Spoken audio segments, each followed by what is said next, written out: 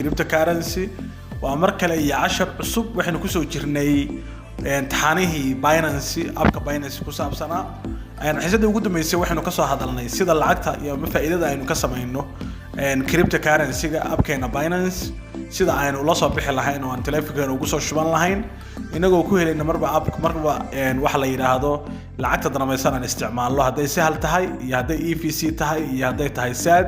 ama dahab marba wixii aad isticmaasho dabcan sida aad ugu soo shuban lahayn Binance wuxuu ka mid yahay centralized exchange ayuu ka mid yahay kuwada ugu muhiimsan waana abka ugu weyn ee lacagta lagu kala sarrifto laguna kaysado cryptocurrency-ga centralized exchange-na isaga ayaa wuxuu u yahay hormuud dabcan koorsadeena si fiican baan ugu falanqeynay si fiican baan u fahanay ardaygu halka markuu soo gaaro waxa laga rabaa inuu Binance si fiican exchange-ga dabcan uu yaqaano wax kasto macluumaad oo abka looga baahan yahay way ka soo sheekeynay asharka waxaanu arki doonaa marka exchange-da centralka la yiraahdo dabcan way badan yihiin laakiin saddexda ugu horeeya ama saddexda dabcan ugu muhiimsan ayaan casharkan kugu tusi doonaa koow waxa horta saddexda exchange oo aan soo qaadanay waxa la kala yiraahdaa Binance,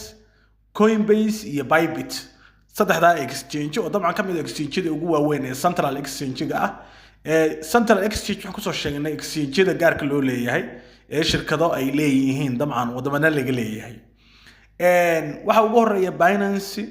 dabcan waxay ku kala duwan yihiin Binance-gu wuxuu kaga duwan yahay exchange-da kale oo dhan oo centralka waa horta waxa laga leeyahay wadanka China laga aasaasay fiiga iyo khidmadda lacag isku bedelka oo runtii khidmadiisu aad bay u hooseysaa oo waxyaabaha exchange-yada kale uu aad uga fiican yahay trading pairskiisu waa badan yahay oo lacag badan oo crypto ah ku liskareysan ama lacag badan coins aad u fara badan ayaa suuqan ku jirto qofku wuxuu awood u yeelanayaa inuu coins badan iibsan karo kala iibin karo ayuu awood u helayaa maadaama suuqan uu aad u ballaaran yahay shirkadan Binance aad u ballaaran tahay uu yahay exchange-ga ugu weyn dunida dabcan wuxuu qofku helayaa features badan iyo waxa weeye feature badan oo aad u badan oo qofku uu isticmaali karo ayuu helayaa laakiin hal caqabad buu leeyahay wadamada qaar kama shaqeeyo wadamo badan oo dunida aad buu uga shaqeeyaa laakiin meelaha qaar sida Mareykanka kale runtii xagga sharciyada xoogaa way xadideen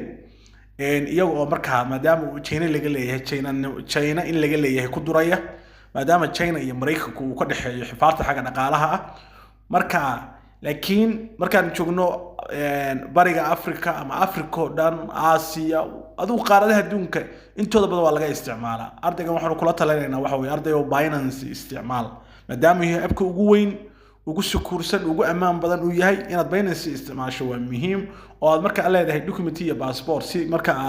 aad verification ugu samayso abka labaad waxa la yiraahdaa Coinbase dabcan Coinbase waxa isticmaali kara dadka jooga marka wadamada Yurub iyo Mareykanka wadamada jooga ayaa isticmaali kara oo dabcan laga xanibay wadamada uu ka shaqeyn Binance waxa option u haysan inay isticmaalaan Coinbase marka Coinbase-ku waxa laga leeyahay Mareykanka oo dabcan Mareykan isagoo diidaya Binance in laga leeyahay China wuxuu ku soo ciyaarsiiyay marka Coinbase si ay meesha uga saaraan marka xifaartankiiba halka ku jira marka Coinbase waxa laga leeyahay wadanka Mareykanka laga leeyahay aad buu u fududeeyay isticmaalkiisu oo sida Binance oo kale aad buu u fududeeyay in qofku uu fahmo shaashadiisa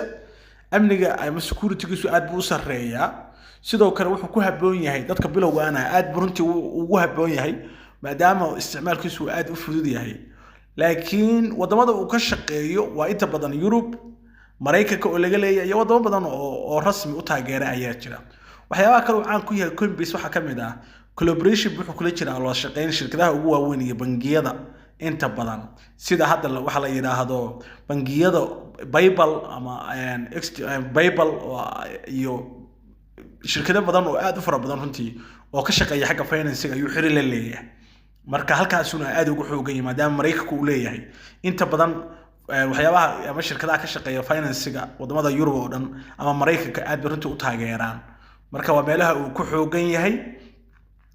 wadamada uu ku xoogan yahay way dabcan coins kale soo galiyana aad bay u kacaan ama aad bay qiimo kor u kac u sameeyaan marka Coinbase hadii aad joogto wadamada Mareykanka oo kale uu Binance ka shaqeyn dabcan option kana ku furan in Coinbase isticmaasho ayaa ku furan dabcan Coinbase iyo sida loo sameeyo isla process-kii Binance sida loo sameeyay weeye inaad abka la soo degto iska diiwaan geliso verification ku samayso kadibna buy iyo sell inaad tiraahdo marka waa easy shaashadiisu qof kasta fahmi kara dabcan Binance hadii aad fahantay Coinbase-na adoon cidna u baahnayn baad samaysan kartaa hadii lacala wax kugu adkaadaan anagu ujeedkeenu waxaan focus ka saaraynaa ardada Soomaaliyeed ee dabcan wadankii jooga runtii raba in ay isticmaalaan marka application wadanka ka shaqeynaya oo Binance ayaan hadda runtii koorsada aad ugu sharaxnay marka Coinbase laftigiisu sida Binance loo sameeyo kala u sameeysanaysa hadii wax kugu adkaadaana YouTube-ka ayaad ka helaysaa muuqaalo marka dhalinyaro marka Mareykanka iyo Yurub jooga ay sameeyeen oo ku saabsan marka Coinbase iyo qaabka loo isticmaalo hadii wax kugu adkaadaan laftigoona la soo xiriiraysaa oo laga caawinayo insha Allah Bybit baa jira isagu Bybit-ka abka la yiraahdo runtii horta waxa laga leeyahay Singapore walow hadda loo soo wareejiyay isku taga Imaaraadka Carabta oo sharci ahaan halka uu soo wareegay wuxuu horta ku fiican yahay xagga trading-ka ama xagga ganacsiga trading-ka isku ayuu aad ugu fiican yahay labada kale waa kaga horeeya inkastoo fiigiisu xogaa qaali yahay Bybit interference-giisu wuxuu ku haboon yahay maadaama labadii hore ay ku haboon yihiin shaashadiisa dadka bilowga inay isticmaali karaan isagoo xogaa wax moodaa dadka advance-ga ama dadka fahansan sida uu shaqeeyaan exchange-yadu inay runtii ay la qabsan karaan wadamada uu ka shaqeeyo wadamo aad u fara badan buu ka shaqeeyaa inkastoo meelaha qaar uu ka xadidan yahay Bybit waxa lagu magacaabaa in laga leeyahay sutaga Imaaraadka Carabta maadaama xarunta ugu weyn uu ku taalo marka hore laakiin Singapore baa laga soo aasaasay oo ninka aasaasay waa nin Singaporean marka laba saddexdan exchange-ba kan ugu dambeeyo wuxuu ku fiican yahay xagga waxa la yiraahdo trading ayuu aad ugu fiican yahay marka saddexdan exchange-ba dabcan way jiraan arday walba waxa la rabaa inuu marka exchange-yada kala centralka ay Binance ka duwan inuu yaqaan aad bay muhiim u tahay ardada marka wadamada kale ee uu Binance ka shaqeyn joogana options-kaas u furan inay isticmaali karaan marka xiisadana intaasaan ku soo gabagabeynayna waxaan rajaynayaa marka casharada in lagu celceliyo wassalaamu calaykum waraxmatullaahi wabarakaatuh